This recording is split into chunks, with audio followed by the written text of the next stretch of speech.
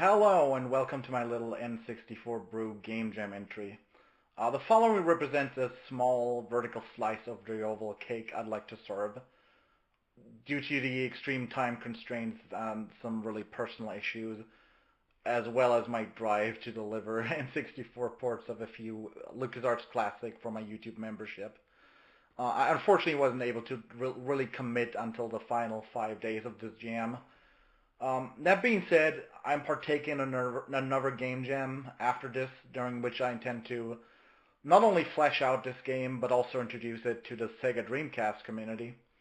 Of course, we have a lot more space on the Sega Dreamcast on a CD, so kind of hoping that I can really flesh this out. You will find that there's actually, I did create a bit of a filler there. There's about an hour long bird sounds just for the background title screen. So yeah, just something as a little filler. So what is Bunbrush in Operation Friendship Repair? I would say the game represents my own personal effort to revive pretty much the rich point-and-click adventure heritage created by the likes of LucasArts, Sierra Online, and of course Humongous Entertainment. The game itself is written in what I'd call the skunk engine. So for those asking what skunk actually stands for, I wish I'd settled on a meaning for that particular acronym. I guess it may stand for Script Creation Utility for Nerdy Knights. The acronym is mainly a quirky nudge to LucasArts' SCUM engine, of course, as well as to the fact that most of the work was done as part of a skunkwork project, and also my engine's mascot is a skunk. So skunk is essentially a derivative of SCUM version 6, with a bunch of additional opcodes that can handle things like CD audio, which is what you're currently listening to, albeit in a very compressed form, and also video playback, which I haven't added yet to any version outside the PC version of the engine, since I haven't really implemented a video player backend on N64 yet. I want to eventually port all of this to LibDragon, and when that happens, a lot of things will be ironed out. Like, I will use the H.264 decoder that is provided by LibDragon now, and I feel the game will probably run a lot nicer, and also the audio quality might improve by a lot, actually. Right now we're doing a lot of software, we don't really use all of the potential of the N64. Ideally, I'd like to turn what you're seeing into a fully fledged edutainment release, including hand-drawn cartoon shorts. My late mom was really fond of adventure games as a learning tool. For most of her later years, she worked as a nanny and a primary school teacher. All of her kids during that time got introduced to the likes of Put Put, Freddy Fish, Pajama Sam, Spy Fox, and of course Fatty Bear. One game that really fascinated Mom in particular was a game by Scop Software, a small UK studio. The game's title was Strawberry Magic. It was possibly my first introduction to the world of adventure games, and Mom always thought there should have been another game like it. Unbeknownst to the both of us, there actually was a sequel, albeit localized entirely to the Hebrew market. Personally, I still find that game fascinating because it's essentially a bit like a Myst game for children. So it's really interesting as a game. You should check it out. There's like a very popular streamer who streamed it like 2 years ago. It's a great game. My hope and dream is that one day I may create the kind of company that will mint adventure games for all ages, while also being the place people will want to work at.